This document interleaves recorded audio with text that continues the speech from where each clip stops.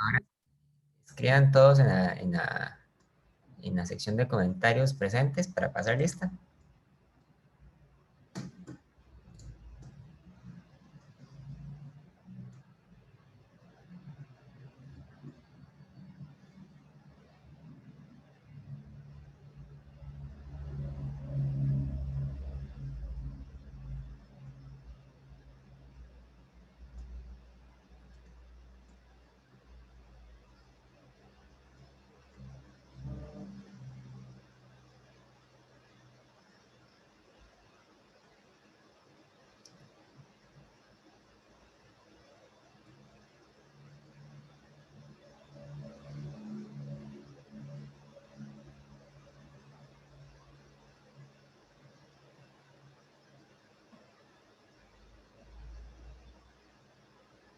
Bien, muchas gracias, chicos.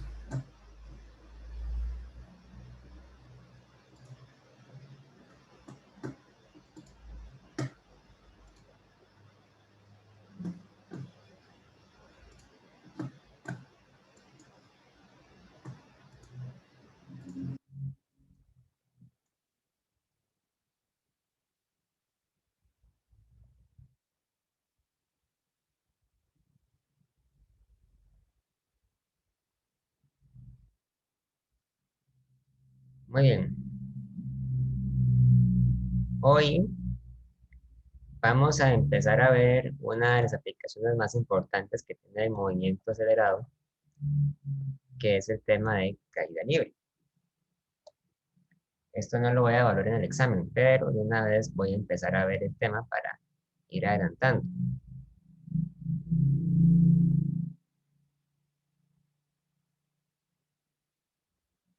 Caída libre.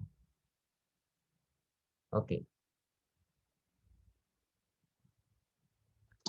La caída libre es una situación en la que un cuerpo que está cayendo se ve sometido solo a la fuerza de gravedad y nada más.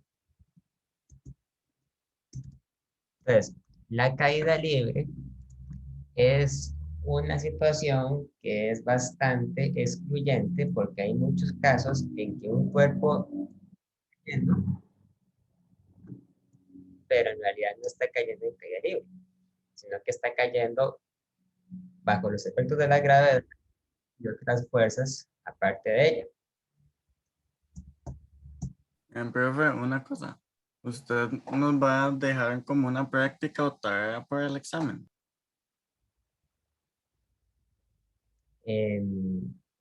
Ya la práctica la hicimos.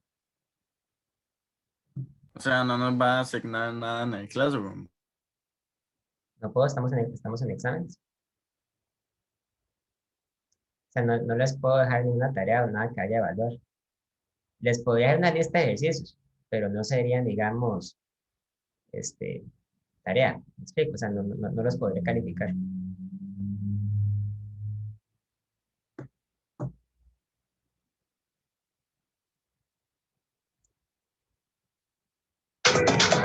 Ok, perdonen eso. Entonces, eh,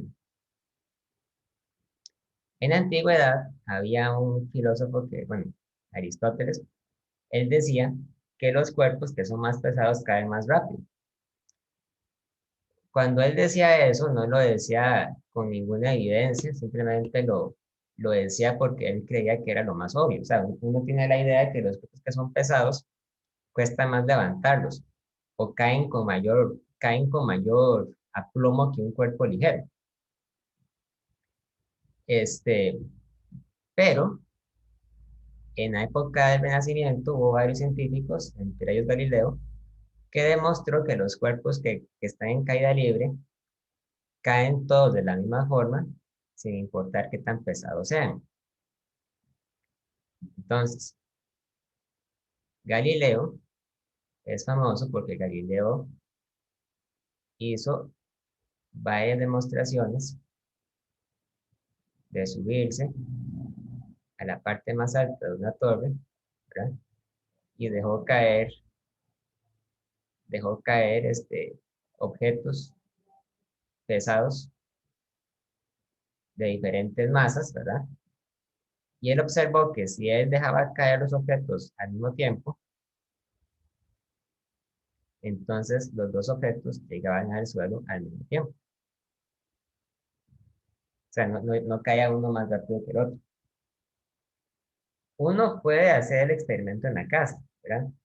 Lo que pasa es que hay que tener mucho cuidado, porque hay objetos y cuando están en caída de una altura muy alta, en realidad no caen en caída libre, porque experimentan otras fuerzas aparte de la gravedad, como por ejemplo la resistencia del aire. Por ejemplo, ustedes han visto que cuando se deja caer una pluma, como la pluma de un ave, ¿verdad? La pluma primero se va a ir para un lado, luego se va a ir para el otro y luego se va a ir para otro lado, ¿verdad?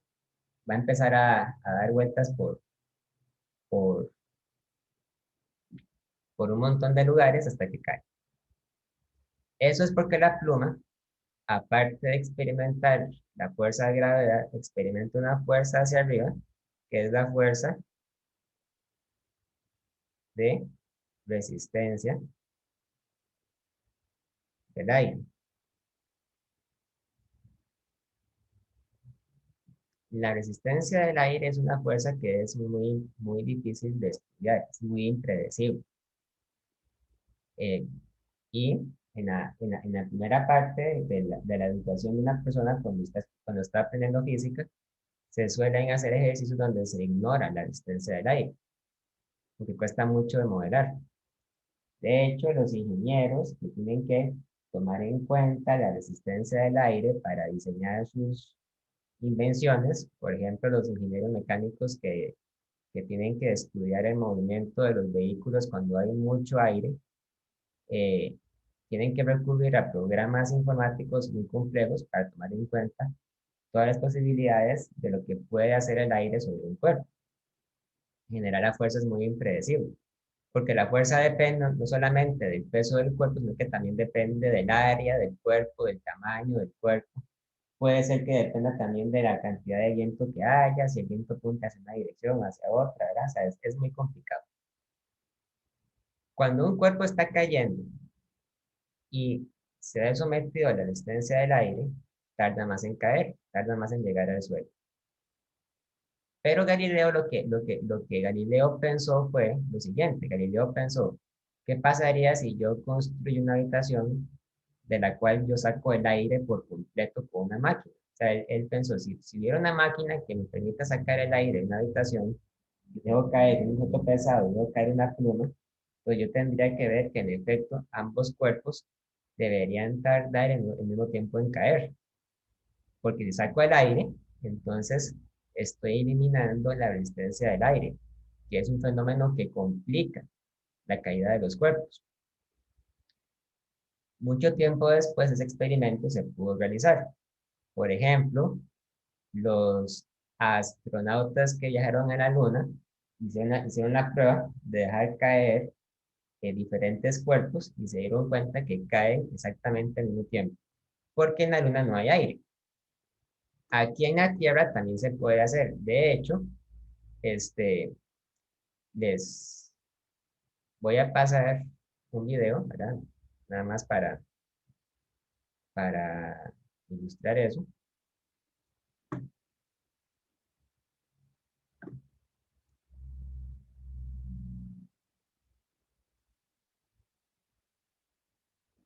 Ahí están viendo el video.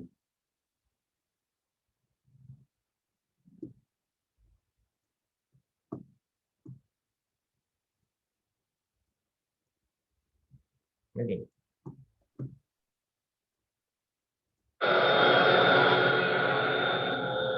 Si usted va a caer una Galileo's bola de experiment boliche was simple.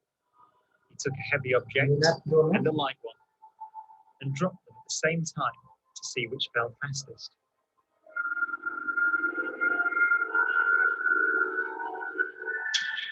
entonces la bola de boliche cae antes, ¿verdad? Y la pluma llega hasta después.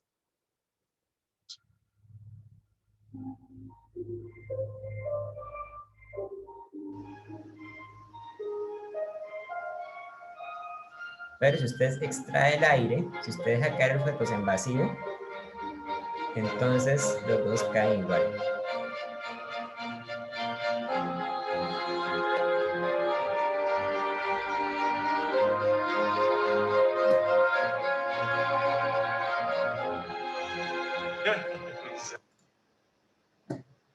Muy bien.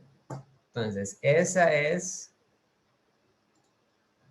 la idealización a la que vamos a tenernos nosotros. Es decir, vamos a suponer, ¿verdad? De ahora en adelante, que los cuerpos que en caída libre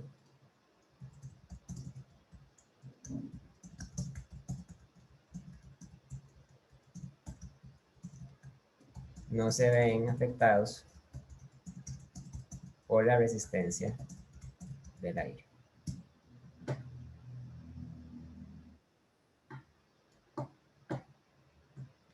Esa suposición no siempre es válida, ¿verdad? Por ejemplo, un avión, ¿verdad? Uno podría pensar que un avión es un cuerpo que está en caída. Sin embargo, el avión tiene un mecanismo que le permite volar por una fuerza que llamamos la fuerza de sustentación. Y la fuerza de sustentación solamente puede existir cuando el avión está en presencia del aire, o sea, cuando hay mucho viento. Si en la Tierra no hubiera aire, entonces los aviones no podrían volar. Y otro ejemplo también muy importante es la persona que se tira de un paracaídas, ¿verdad? El paracaídas es un objeto que está cayendo, pero la persona que está cayendo cae más despacio porque hay una fuerza de empuje hacia arriba y que está presente debido al aire. Si no hubiera aire, el paracaídas no podría caer. O sea, no podría caer como lo hacen de manera tal que la persona caiga despacio, ¿no? Entonces, estos son ejemplos de objetos que no están en caída libre. Ya son objetos que no están en caída libre porque el aire modifica sustancialmente el movimiento.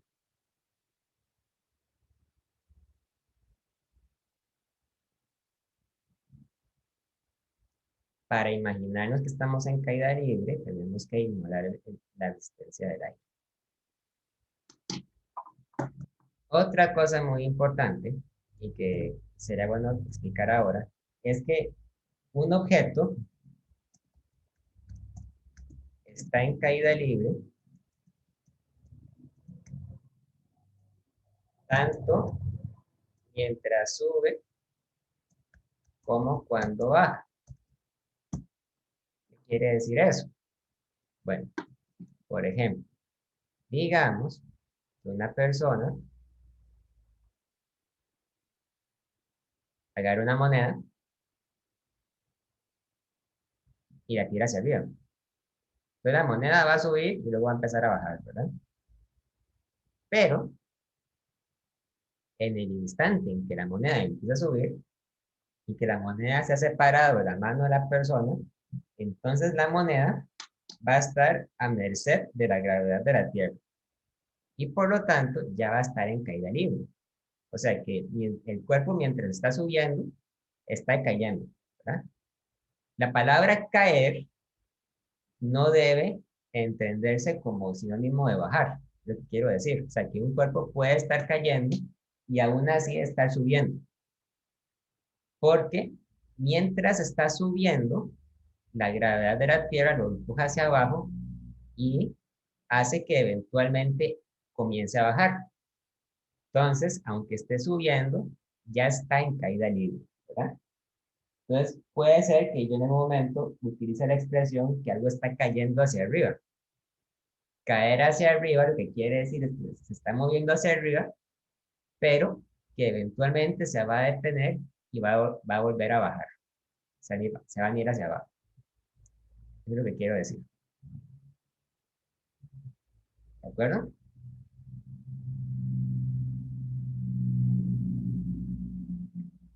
Muy bien. Entonces,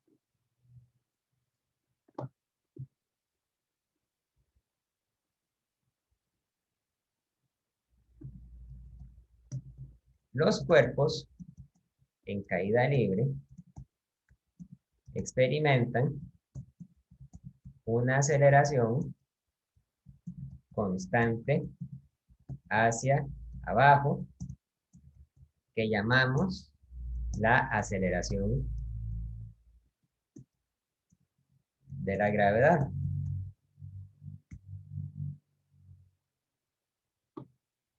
La aceleración de la gravedad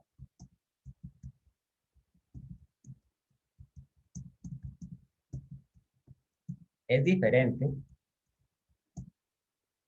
en cada planeta o astro en general. Cada astro, o sea, puede haber un asteroide, una estrella, un cometa, una luna, ¿verdad? Y cada uno de ellos va a tener una gravedad distinta. Porque la gravedad depende, entre otras cosas, del tamaño del cuerpo del planeta y de la masa del planeta. Más tarde, cuando lleguemos a la parte de gravitación, vamos a ver cómo se puede calcular esto. Por el momento, nada más aceptemos, tomemos el hecho de que cada planeta es diferente.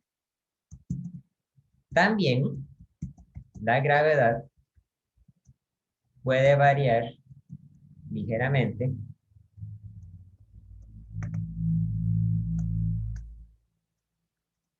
dentro de un mismo planeta. En general, tiende a disminuir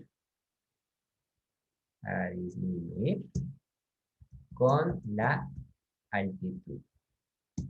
Eso quiere decir que la gravedad es diferente si yo la mido al nivel del mar a que si yo la mido, por ejemplo, en la cima de una montaña muy alta, como el Monte Everest, por ejemplo. Aunque la diferencia entre uno y otro es muy pequeña y por general se puede despreciar. En nuestro caso, nosotros vamos a suponer que la gravedad la estamos tomando como la que se mide a la altura del nivel del mar. ¿Alguno sabe qué valor tiene la gravedad de la Tierra? 9.8. segundos al cuadrado. Imagino que lo conocen de Olimpiadas de Física. Sí. La gravedad de la Tierra es aproximadamente igual a 9.8 o 9.81 metros entre segundo al cuadrado. ¿Ok? Eso es una aceleración que es muy grande, ¿verdad? A veces las personas perdemos la noción de qué tan grande es eso. O sea, si usted se cae de un edificio, ¿verdad? Cada segundo que pasa, su velocidad crece en 9.8 metros entre segundo, ¿verdad? Si usted cayera por 10 segundos, al final su velocidad sería de casi 100 metros por segundo, ¿verdad? O sea, es una aceleración que es bastante grande. O sea, que un cuerpo que está cayendo en la Tierra, en poco tiempo gana mucha velocidad. Cuando una nave espacial, un cohete, por ejemplo, cuando un cohete despega de la Tierra, tiene que vencer esa gravedad para poder despegar, ¿verdad? Que tiene que vencer la gravedad que la Tierra ejerce sobre él. Entonces, los astronautas que llegan a bordo tienen que soportar una aceleración mayor que la gravedad de la Tierra.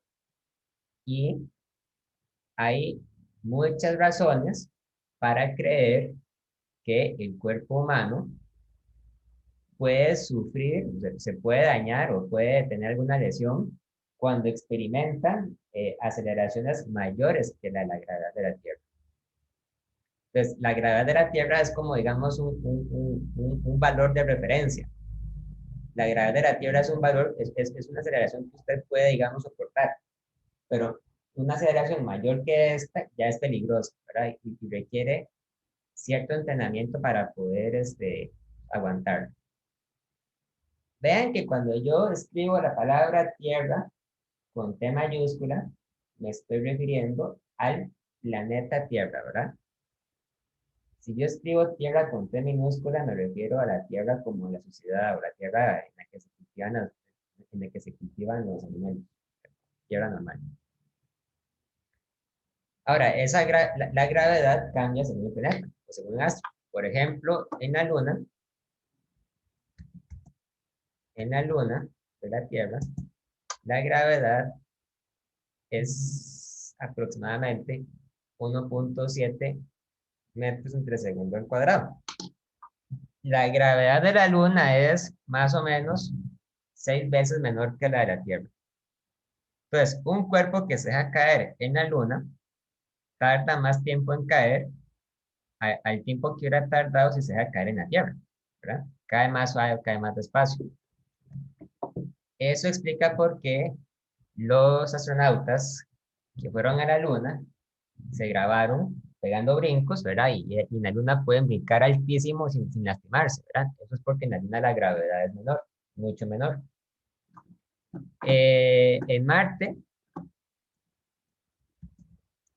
En Marte, la gravedad también es menor que la de la Tierra, pero es mayor que la de la Luna. En Marte la gravedad es aproximadamente 3.7 metros entre segundo al cuadrado. En la superficie del Sol, la gravedad es mucho mayor que la de la Tierra. La gravedad es aproximadamente 250 metros entre segundo al cuadrado. O sea que la gravedad del Sol es inimaginablemente más grande que la de la Tierra. Si usted viajara al Sol y no lo mata el calor, entonces de fijo lo mata la gravedad. Porque con esa gravedad sería muy difícil que el esqueleto de una persona, por ejemplo, se logre sostener. Tendería a irse para abajo muy fácilmente. Hay otros objetos astronómicos donde la gravedad es inclusive todavía más grande. Profe, ¿Sí? ¿cuál es la gravedad de Júpiter? Ah, bueno, la gravedad de Júpiter, bueno, una cosa muy interesante, por cierto, ustedes saben que Júpiter y los planetas gaseosos, como Saturno, Urano y Neptuno, eh, no tienen superficie. O sea, que esos planetas, digamos, probablemente tienen un núcleo sólido en el interior, bastante pequeño, pero la atmósfera de Júpiter y de Saturno y Urano y Neptuno es tan grande que abarca la mayor parte del planeta, ¿verdad? Entonces, se sabe que la gravedad de Júpiter en la superficie de la atmósfera, o sea, en la parte más alta, es aproximadamente de 20 metros entre segundo al cuadrado. Más o menos 20. Pero nadie sabe cuánto vale la gravedad en la superficie, porque está demasiado bajo. Y de hecho, el día de hoy, curiosamente, todavía no se sabe muy bien, con certeza, cómo es el interior de Júpiter. O sea, qué tan adentro está el núcleo, ¿verdad? ¿Qué tan adentro? Cuesta mucho saberlo. Profe, esos planetas creo que tenían tendencias a volverse al final estrellas pequeñas, así como el Sol. Bueno, bueno, ustedes saben que el Sol es un cuerpo que está compuesto en su mayor parte de hidrógeno, ¿verdad? El hidrógeno es el elemento químico que reacciona, digamos, para producir la fusión nuclear. Eh, el Sol y las estrellas pueden producir elementos más pesados y a partir de ellos se construyen los planetas que están hechos de otras cosas, ¿verdad? Por ejemplo, la Tierra está llena de oxígeno, de nitrógeno, de carbono. Júpiter es un planeta que también está hecho de hidrógeno en su mayor parte, pero no tiene la suficiente cantidad de hidrógeno como para poder mantener sostenidamente la actividad nuclear que tiene el Sol. Entonces Júpiter no brilla. Sin embargo, Júpiter probablemente no vaya a convertirse en una estrella, ¿verdad? Porque ya no se formó así. Más bien tiene poquito hidrógeno para hacerse. O sea, uno podría creer que Júpiter más bien es una estrella que no llegó a formarse porque no le alcanzó el hidrógeno. Sin embargo, se parece más a una estrella que cualquiera de los demás planetas, ¿verdad? Por ejemplo, la Tierra no está hecha de hidrógeno en su mayor parte. Entonces, la Tierra nunca jamás va a hacer reacciones nucleares como si lo podría hacer el Sol o Júpiter. Y probablemente la gravedad de Júpiter varíe en el interior. Es posible que sea un poco más grande adentro que afuera. Pero, como les digo, no se sabe porque al día de hoy todavía es bastante difícil medir o observar lo que hay adentro de Júpiter, o de Saturno, o Urano, o Neptuno. La Tierra, Pero ¿sí? pregunta, es que si Júpiter es como un planeta gaseoso, Es un planeta gaseoso. o sea, sí, por eso, digamos, pero cerca o sea, si algo cayera ahí, solo pega contra una bola de metal en el núcleo o hay como un caldo ahí o qué es, o sea, porque el gas se hace como líquido, ¿o qué? Cerca del núcleo, porque solo está el núcleo ahí pelado y ya. Y algo cae, es que no se sabe, ¿verdad? Puede ser que haya, digamos, alguna región de Júpiter donde haya algún líquido, como si fuera un mar, no se sabe. ¿Verdad? Si un cuerpo cae en Júpiter, en teoría, debería atravesarlo, ¿verdad? Ahora, lo que pasa es que Júpiter es un planeta donde hay vientos demasiado exageradamente grandes, ¿verdad? Ustedes saben que aquí en la Tierra, de vez en cuando aparecen huracanes porque el aire de los mares se agita, ¿verdad? Y eso produce vientos muy acelerados. Pero en la Tierra los huracanes siempre se terminan desapareciendo porque los huracanes entran en contacto con la Tierra y eso los detiene, los frena. En cambio, en Júpiter, como no hay Tierra, o si hubiera Tierra, está demasiado adentro, ahí no hay nada que detenga los huracanes. Entonces, un cuerpo que entre, como una nave espacial, por ejemplo, se destruiría probablemente por los vientos exagerados que hay adentro. Tendría que ir demasiado rápido para no detenerse, supongo. Profe, ¿Sí? yo creo que es un Urano donde hay mayores vientos, como Urano del sí, sistema solar, en aunque no estoy seguro. son vientos muy exagerados. Bueno, en Júpiter ustedes han visto que hay una cosa que se llama la Gran Mancha Roja, ¿verdad? Sí, profe. Sí, La Mancha Roja es un huracán. Ese huracán lo vio por primera vez Galileo, por cierto. Profe, O sea, es un huracán dentro de ya los vientos exagerados de por sí que ya tiene Júpiter. Exactamente. Sí, en Júpiter Qué loco. los vientos van como de lado, pero el huracán está ahí y el huracán da vueltas sobre sí mismo. ¿Qué pasó? profe, si es tan difícil saber lo que hay dentro de Júpiter, ¿cómo sabemos como cuánto hay de corteza terrestre y cuánta distancia hay al núcleo de la Tierra y así? O sea, ¿cómo se calculó? ¿Sí? Bueno, usted sabe que de hecho eso no se sabe todavía. Eso no es algo que se sepa, digamos, demasiado bien. O sea, los científicos hacen suposiciones acerca de cómo es el interior de la Tierra, ¿verdad? Pero eso no se sabe con certeza. O sea, hay muchas cosas que se ignoran, que no sabemos. Uno puede más o menos saber cuál es la masa de la Tierra a partir de la gravedad de la Tierra. También se puede mirar el tamaño de la Tierra viendo digamos, la proyección que ejerce la Tierra sobre otros cuerpos. Pero, así digamos, como saber exactamente cuánto mide el núcleo de la Tierra, cuánto mide la corteza, cuánto miden los océanos de profundidad, es algo muy, muy difícil de aproximar, ¿verdad? O sea, por ejemplo, hoy en día los modelos que tenemos se basan, digamos, en suposiciones, ¿verdad? Por ejemplo, los científicos hacen suposiciones acerca de las placas tectónicas, del magnetismo, ¿verdad?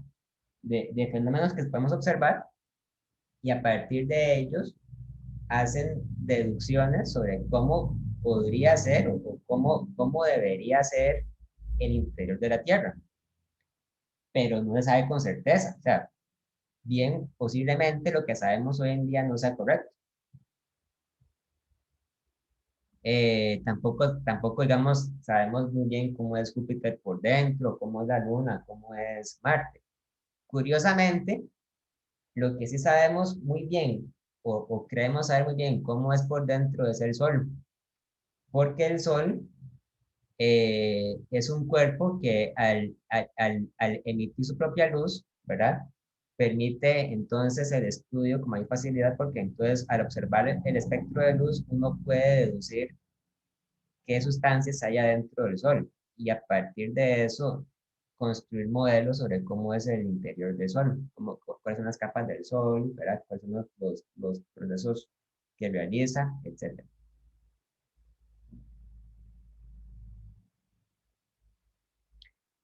Alguien me pregunta si el planeta es de puro gas, ¿cómo se determina el diámetro del planeta? Bueno, el diámetro de los planetas este, es algo que este, se puede determinar o se puede, digamos, aproximar viéndolos por un telescopio. Si usted sabe qué tan lejos están, entonces usted puede deducir de qué tamaño son.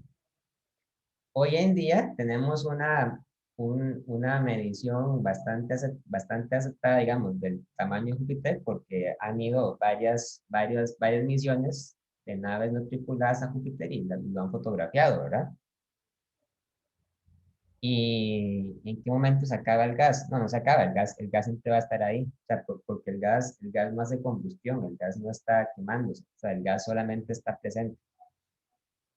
El gas se mueve, ¿verdad? Se remolina y hace huracanes, pero el gas no se acaba, o sea, el gas siempre está ahí. No es como el sol, que el sol sí se gasta poco a poco, porque en el sol el hidrógeno se convierte en helio, pero en cambio en Júpiter el gas de esos planetas no hace, digamos, ninguna combustión, tampoco se hace ninguna reacción nuclear. Es como si, por ejemplo, el aire de la Tierra, el aire de la Tierra no se acaba porque el aire está aquí, ¿verdad? El aire no se va para ningún lado. Pero bueno,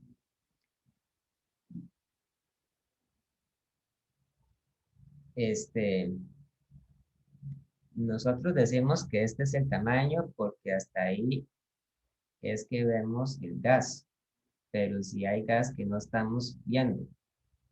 O sea, usted lo que me está preguntando no es el tamaño, es la masa de gas, ¿verdad? La masa de gas. La masa de un planeta se puede calcular a partir de la atracción gravitacional que ejerce sobre otros cuerpos.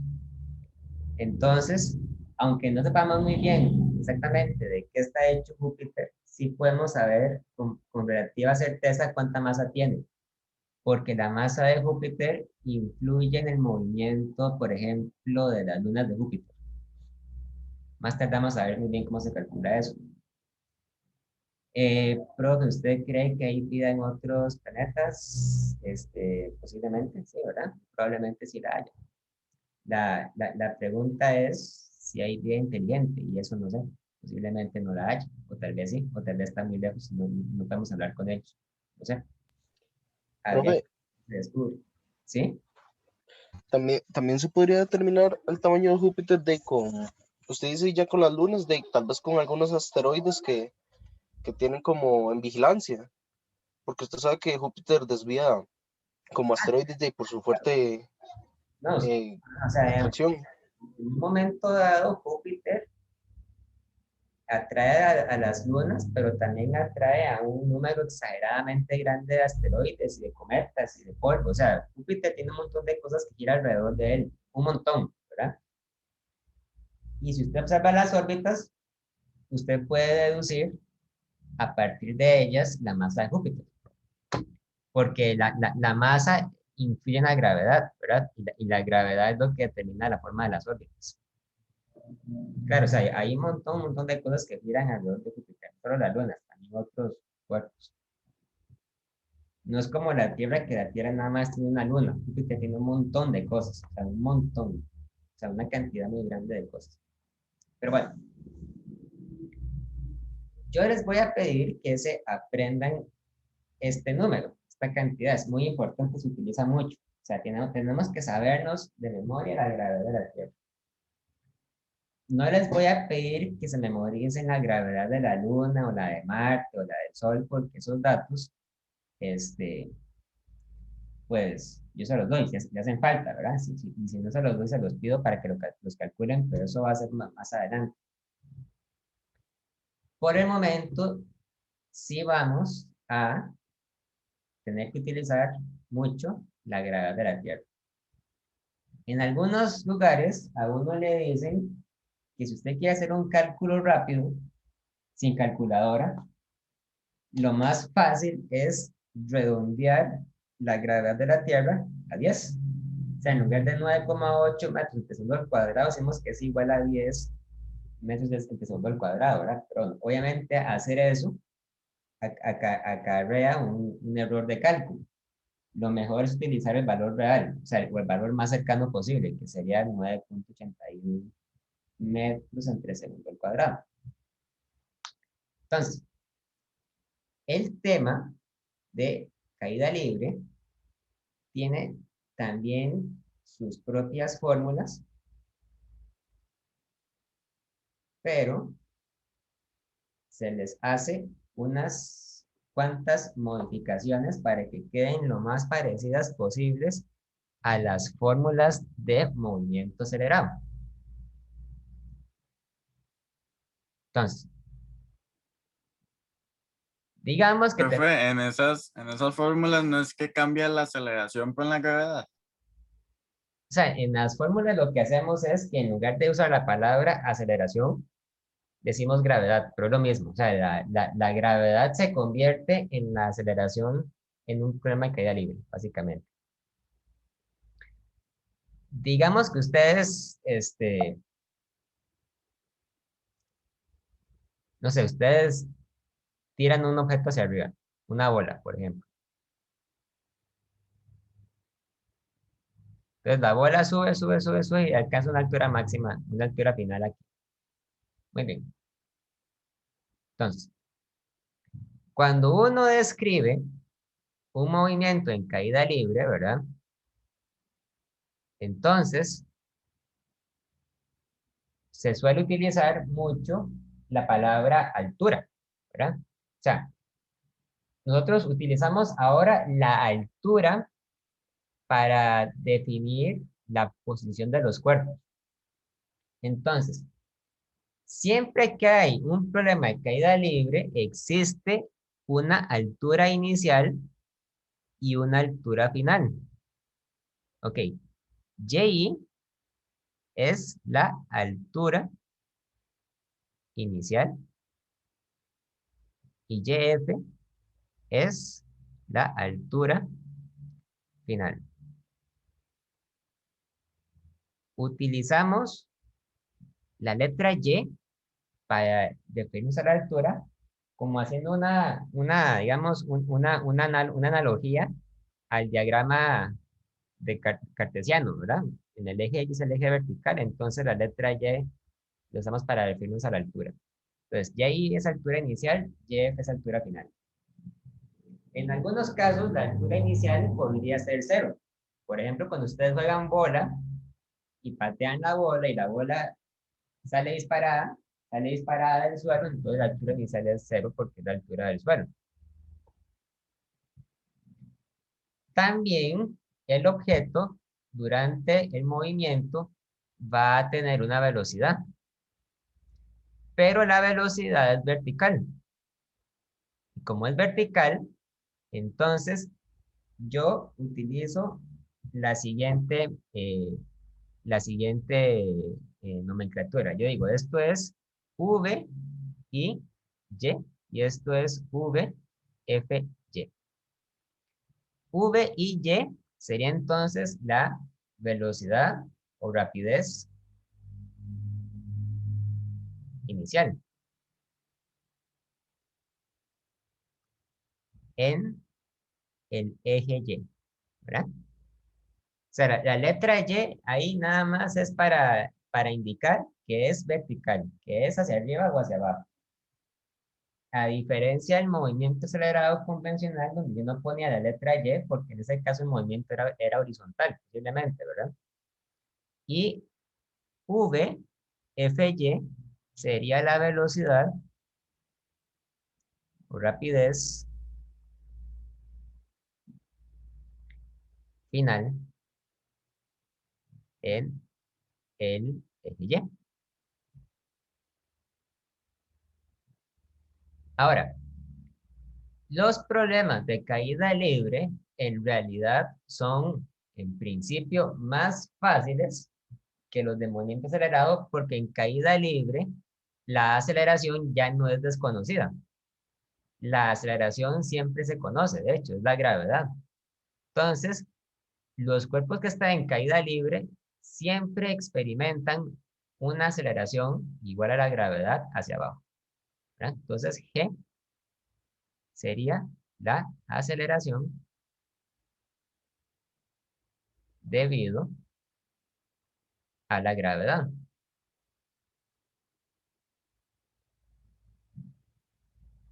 De ahora en adelante, yo voy a utilizar la palabra gravedad como si fuera sinónimo de aceleración, básicamente, ¿verdad? O sea, que ahora a la aceleración la voy a llamar la gravedad. Entonces, cuando un cuerpo sube en caída libre, abarca cierta distancia.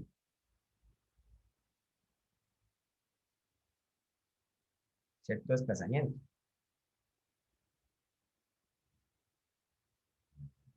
Entonces, la distancia o el desplazamiento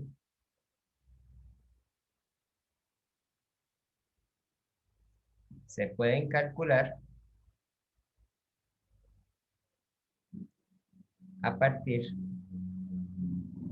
de las alturas. La distancia sería igual a y final menos y inicial.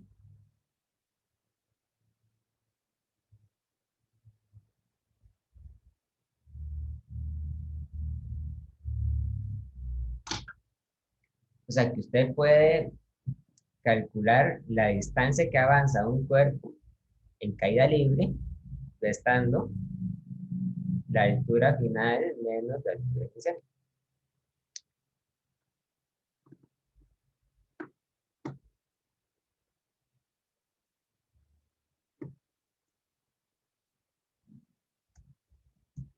Para obtener las fórmulas de caída libre, tomamos las fórmulas de movimiento rectilíneo uniformemente acelerado, pero les hacemos los siguientes cambios.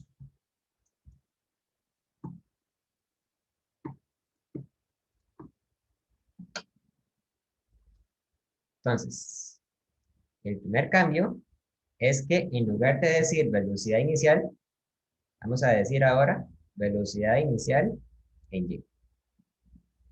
El segundo cambio es que en lugar de decir velocidad final, vamos a decir velocidad final en y.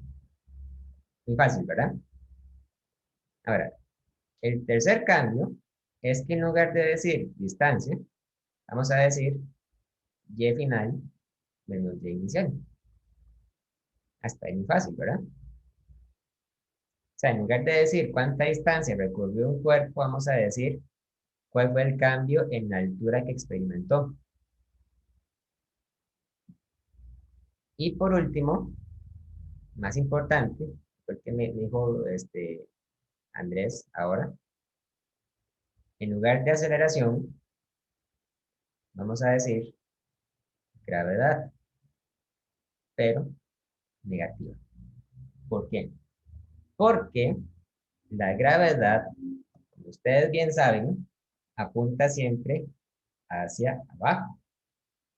Por lo tanto, los cuerpos en caída libre experimentan una aceleración negativa.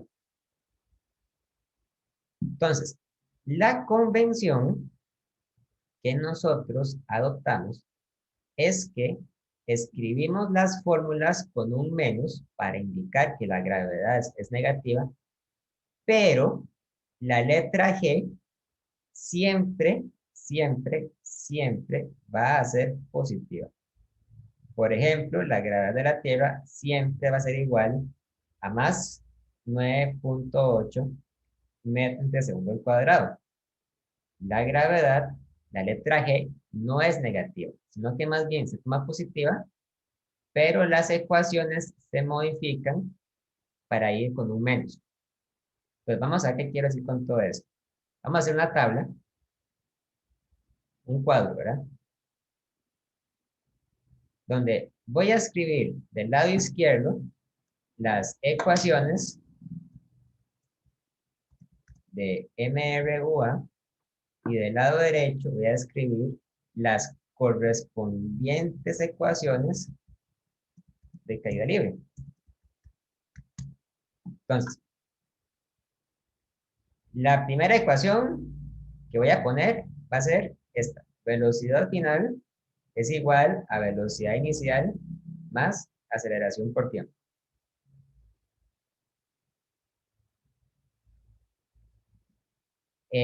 Felipe me pregunta, ¿y eso con base a qué? ¿Qué cosa, Felipe?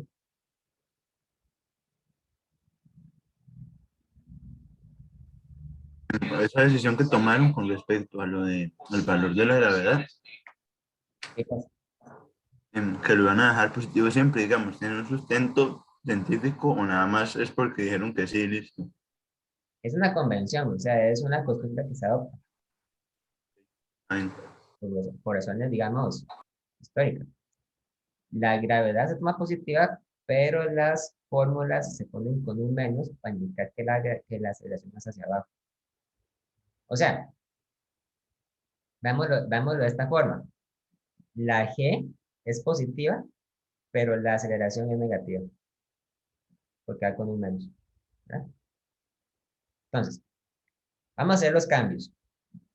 En lugar de escribir velocidad final, voy a escribir velocidad final en Y, ¿verdad?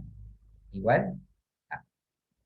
Entonces, en lugar de escribir velocidad inicial, voy a escribir velocidad inicial en Y. ¿Ok? Y ahora tengo la aceleración. Entonces, el cambio que voy a hacer es que en lugar de poner aceleración, voy a poner menos G. Entonces, la fórmula queda menos gravedad por tiempo. ¿Ok? Y así queda.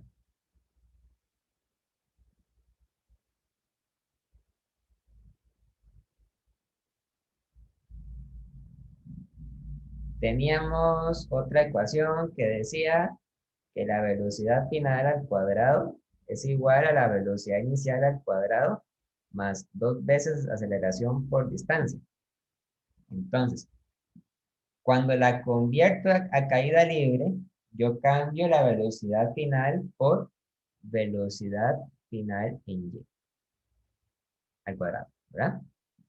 Igual a velocidad inicial al cuadrado. Entonces lo cambio por velocidad inicial en Y al cuadrado. Y luego tengo más 2 veces aceleración por distancia. Ok, el 2 no lo cambio, pero la aceleración tengo que cambiarla por menos gravedad. Entonces se convierte en un menos. Entonces tendré que poner menos 2 veces gravedad por distancia. Y la distancia yo la cambiaba por Y final menos Y inicial. La resta, ¿verdad?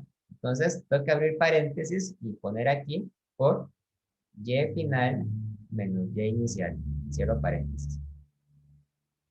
Esta sería la forma de escribir esta ecuación en modo de caída libre.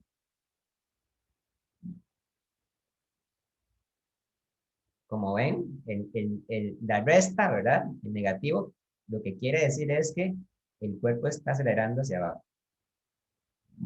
Y por último, teníamos la fórmula que decía que distancia es igual a velocidad inicial por tiempo más un medio de aceleración por tiempo al cuadrado.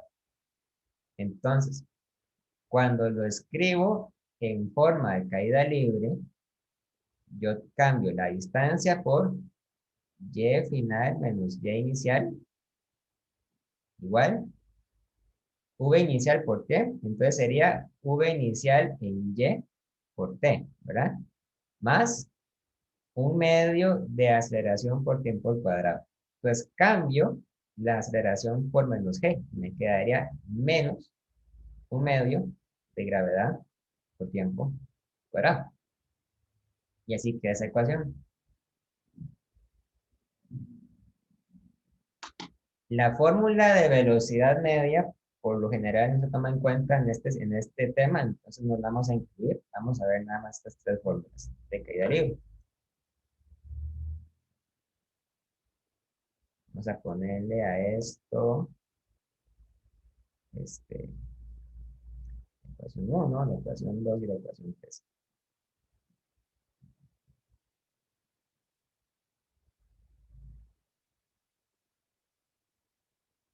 Entonces, lo que quiero decir con todo esto, ¿verdad? Es que muy en el fondo, las ecuaciones de caída libre son lo mismo que las de movimiento acelerado.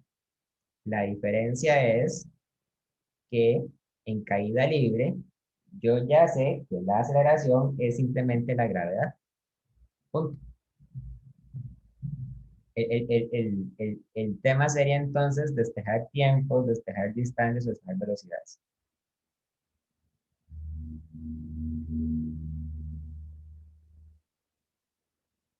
Hasta aquí, chicos, ¿alguna pregunta, alguna duda?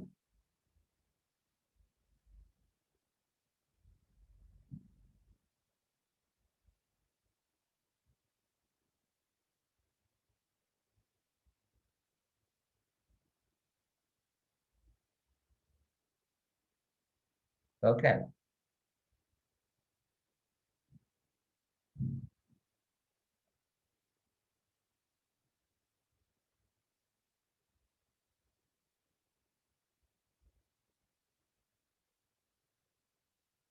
Yo creo que todo bien, profe. Ok, ok. Hagamos un ejemplo.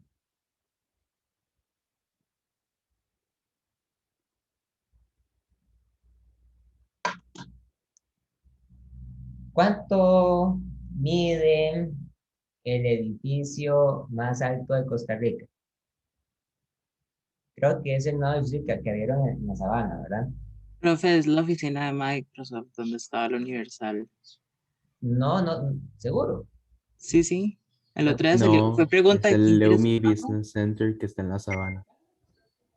Es que la torre de la Universal es muy alta, pero yo creo que no es la más alta. Profe, no hay un edificio que es como de apartamentos que abrieron en la sabana. Sí. Ajá, ¿Cuánto, creo que es ese. cuánto mide? Ah, ¿Alguien, no tengo ni idea, pero si búsquelo mal en no estoy es internet? ese. Ah, Alguien que lo busque en internet, ¿cuánto mide? ok. Dice Felipe que 140 metros. 140 metros. Entonces, cuando usted sube a la azotea del edificio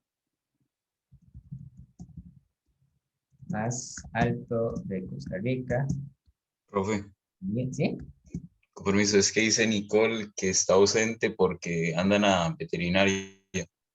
Ok, Entonces, para que lo tengan en cuenta. ahí está ahí. Gracias, Cristo.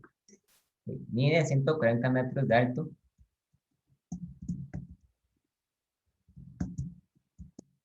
Y deja caer una moneda. Determine cuánto tiempo le toma la moneda llegar a la calle, asumiendo que se puede ignorar la resistencia del aire. Ahora, esta suposición no es muy realista, pero bueno, no importa, vamos a hacerlo. Entonces usted se sube al Leuми Center, que llaman, ¿verdad?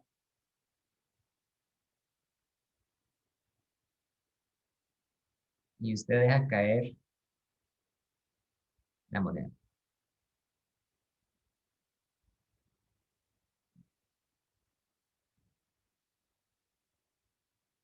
La moneda cae y pega en el suelo, ¿verdad? Entonces, tenemos que leer a partir de esta información cuáles son los datos que nos da el problema. Por ejemplo, un dato que es bastante obvio es este, ¿verdad? El de la altura del edificio. Como usted está dejando caer la moneda desde el techo del edificio, entonces eso quiere decir que la altura inicial es de 140 metros. Muy fácil, ¿verdad? Y inicial de 140 metros. Y como la moneda se deja caer y llega a la calle, pues también muy fácil podemos deducir entonces que la altura final es la altura de la calle, que sin ningún problema podemos asumir que es igual a 0. Entonces, tenemos las alturas, ¿verdad? La inicial y la final. Ojo con esto. En este caso, la altura inicial es mayor que la final. Y eso está bien, ¿verdad? Eso no hay ningún problema con que sea así. Ahora, ¿qué más sabemos? Otra cosa muy importante es que yo digo que ustedes dejan caer la moneda. Hay que ponerle mucho cuidado a eso. Cuando yo digo que ustedes dejan caer algo, lo que estoy diciendo es que ustedes no agarraron la moneda, digamos, y la tiraron con fuerza hacia arriba o hacia abajo, ¿verdad? O sea, ustedes no la lanzaron, básicamente, sino que lo que hicieron fue que ustedes agarraron la moneda y la soltaron, la dejaron irse, ¿verdad? Entonces, cuando un cuerpo se deja caer, lo que quiere decir es que parte del reposo. Entonces, podemos tomar como la velocidad inicial de la moneda 0, ¿ok? Es decir, la velocidad inicial de la moneda es 0. Porque se deja caer. La velocidad final no sería 0 también. Una buena pregunta. ¿Cuál sería la velocidad final? Ok. La velocidad final, con toda certeza, es desconocida. Pero con toda certeza, no es 0. Eso es algo bastante curioso, porque ustedes podrían creer que la velocidad evidentemente es 0, porque la moneda, cuando cae en la calle, se detiene, ¿verdad? Ya deja de caer más. Del suelo no pasa, ¿verdad? Pero tengan mucho cuidado. Cuando yo digo velocidad inicial, me estoy refiriendo a perdón, cuando digo velocidad final, me estoy refiriendo a la velocidad justo en el instante anterior a golpear la calle. ¿Ok? La velocidad final es la velocidad justo en el instante anterior a golpear la calle.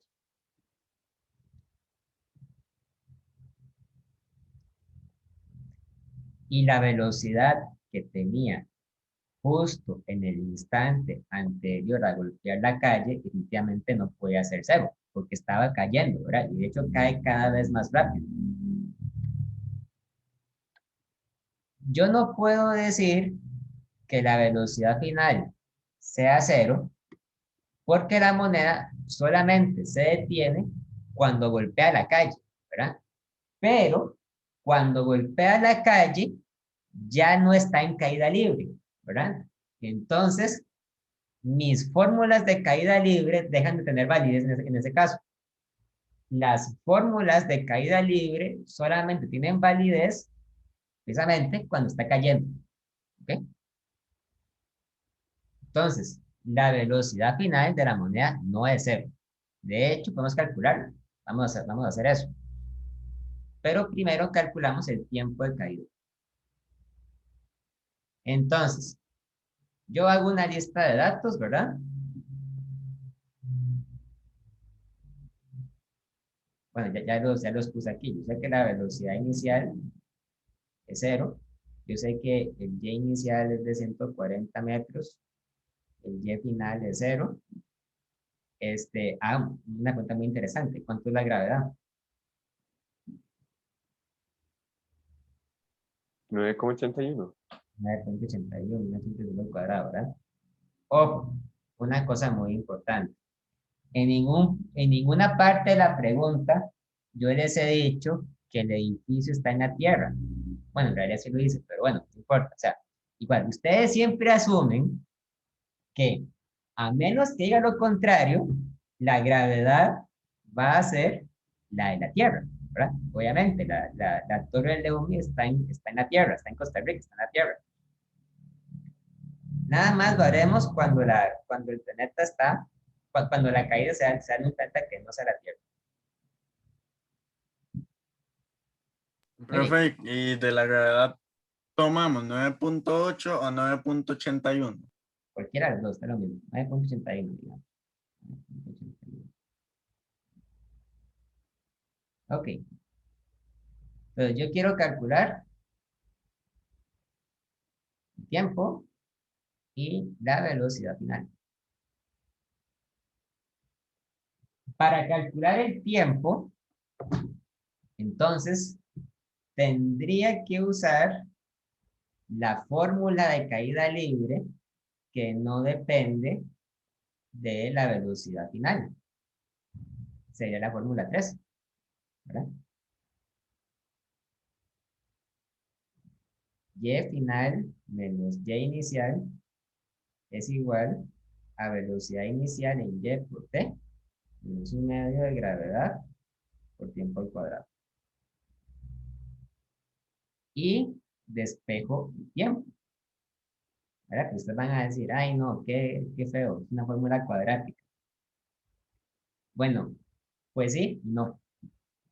Porque yo puedo cancelar las cantidades que son cero. Yo sé que el y final es cero. Y también sé que la velocidad inicial es cero. Entonces, 0 por tiempo es 0. Así que esto queda como menos y inicial igual a menos 1/2 de gravedad por tiempo a la 2. Tiempo a la 2 será igual a 2 veces y inicial entre la gravedad. Y por lo tanto el tiempo será igual a la raíz cuadrada de 2 veces y inicial entre g. 2 veces 140 metros entre 9,8 metros de segundo al cuadrado dentro de una raíz. Y eso me da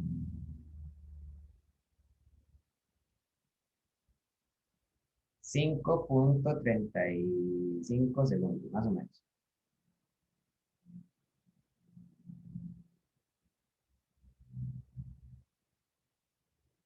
Entonces, 5,35 segundos es el tiempo que le toma a la moneda caer desde la azotea de la Torre del León. Eso en tiempos de caída es una eternidad, básicamente. Tarda mucho tiempo en caer. Profe, en los problemas de tipo, o sea, que deja caer siempre Y final y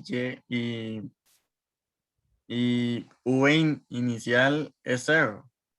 No siempre, digamos, puede ser, por ejemplo, que yo les diga que usted, en lugar de dejar caer la moneda, no sé, digamos que usted la tira hacia arriba con una velocidad inicial de 10 metros por segundo, entonces ahí la velocidad inicial no es cero, es un número distinto de cero.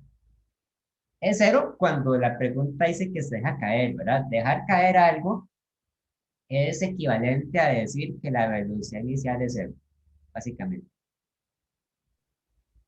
Profe, Tampoco siempre es cierto que la altura final sea cero. En este caso sí, pero en otros casos podría no ser cero. Ahora, profe, siempre tomamos, perdón, es una pregunta muy rápida. Siempre tomamos la gravedad con metros entre segundo elevado a la 2. sí, porque son las unidades del sí, ¿verdad? Perfecto, gracias. En Estados Unidos, que utilizan los pies y las pulgadas, yo creo que la gravedad se escribía como 32 pulgadas entre segundo al cuadrado, una cosa así. Bueno, eso no vamos a hacer nosotros, jamás, ¿verdad? Fueran pies, no me acuerdo. Harto que buscar. Calculemos ahora la velocidad final. Tenemos muchos datos para hacerlo, ¿verdad? Ahora tenemos inclusive el tiempo. El tiempo fue de 5.35 segundos. Digamos que yo utilizo para eso la ecuación 1, que es la más fácil. Entonces digo que la velocidad final en y es igual a la velocidad inicial en y menos gravedad por tiempo. La velocidad inicial de un solo decimos que es cero. Entonces, la velocidad final va a ser igual a menos gravedad por tiempo. O sea, menos 9,8 metros entre segundo al cuadrado por el tiempo de 5.35 segundos.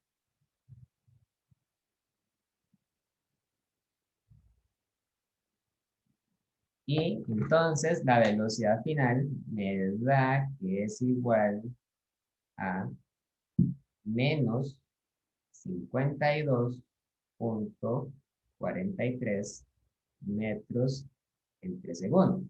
Vamos a ver, ¿alguien podría explicarme por qué me dio un negativo? ¿Qué quiere decir que es un negativo?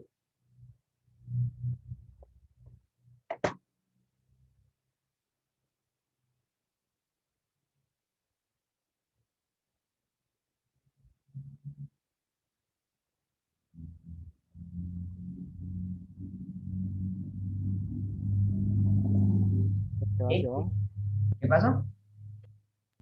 ¿Por qué va hacia abajo? Va hacia abajo, ¿verdad? Muy bien. La velocidad de caída final dio negativa porque va hacia abajo, ¿verdad? Y por lo tanto, se puede decir también lo contrario. Una velocidad de caída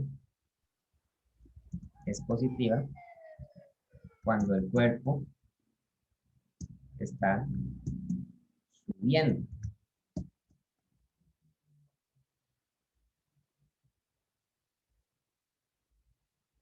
Una velocidad de caída podría ser positiva o negativa, dependiendo de la dirección en la que se está moviendo, ¿verdad? Si es hacia arriba o hacia abajo.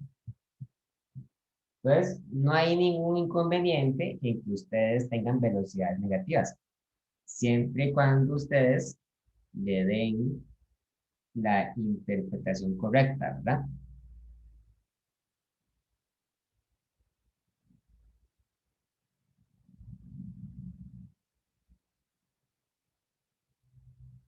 De hecho, vamos a hacer esto mismo, pero utilizando la ecuación 2.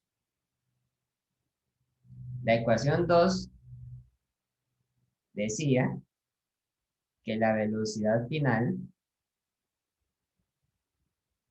eh, velocidad final en y a la 2 es igual a la velocidad inicial en y a la 2 menos 2 veces gravedad por y final menos y inicial, ¿verdad? Entonces ustedes dicen, ok, para despejar la velocidad final en y, lo que tengo que hacer es sacar raíz, ¿verdad? Entonces pongo raíz cuadrada de todo eso. Velocidad inicial en y a la 2 menos 2 veces gravedad por y final menos y inicial.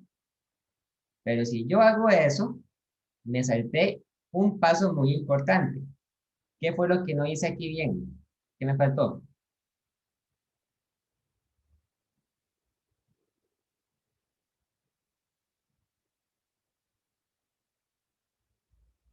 Cuando sacamos raíz, ¿qué hay que fijarse siempre? Que el número que dé Que el haya resultado un no sea más un número menos. negativo. Bueno, una cosa muy importante es que lo que esté dentro de la raíz sea positivo, ¿verdad? Pero aparte de eso, ¿qué más? ¿Qué más hay que fijarse? Que haya un más menos, ¿no? Exactamente, ¿verdad? Que haya un más menos, ¿verdad? Si yo les digo a ustedes, ¿cuáles son las raíces cuadradas de 4? Pues una raíz cuadrada de 4 es el número 2 y la otra es el número menos 2. Tanto la positiva como la negativa son válidas. Entonces, ¿cómo hace uno para determinar si era el más o si era el menos? Depende del contexto. En este caso, ¿cuál es? ¿El más o el menos?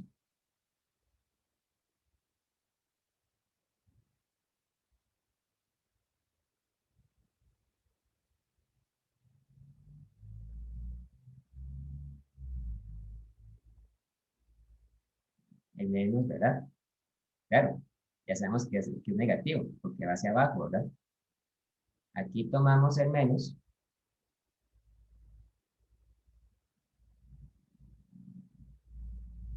Porque va hacia abajo. Entonces, en este caso, la velocidad final en y sería menos raíz cuadrada de velocidad inicial al cuadrado menos 2 veces gravedad por y final menos y inicial. Vean esto, la velocidad inicial se cancela porque es 0 y el y final se cancela porque es 0, ¿verdad? Entonces, v final sería menos raíz cuadrada de 0 menos 2 veces g por menos y. Y esto es menos raíz cuadrada de 2 veces g por y, ¿verdad? Ojo, si el problema está bien planteado, entonces lo que está dentro de la raíz siempre debe ser un número positivo. Y si no lo es porque algo que está mal, ¿verdad? V final en y sería entonces menos raíz cuadrada de 2 veces 9,8 por 140 metros. Y eso da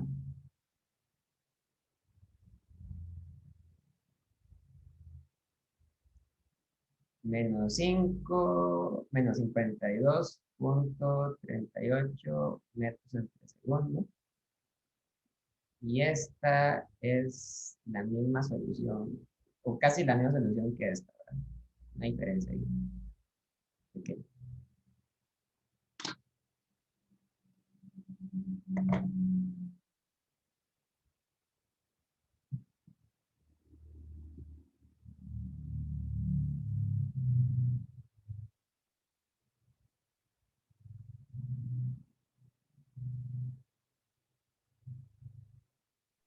Profe, pregunta, ¿la gravedad cuenta como con cifras significativas? En teoría sí, debería contar, porque es una cantidad que medimos experimentalmente. Pero Pero bueno, no es una cantidad que ya nos dan como fórmula. no porque la gravedad se mide, es un dato que se mide. O sea, la gravedad no es un número que está escrito en piedra. Puede variar, puede cambiar y se puede medir. Pero bueno, vamos a, a despreciar las cifras por simplicidad. Aquí de ahora. No complicar mucho con eso.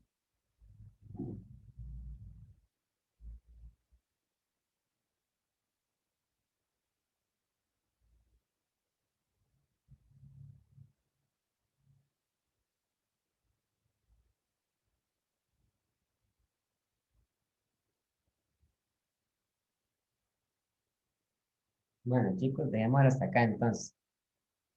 Ahora les subo una lista de ejercicios para que hagan el libro, para que practiquen. Bueno, nos vemos el miércoles.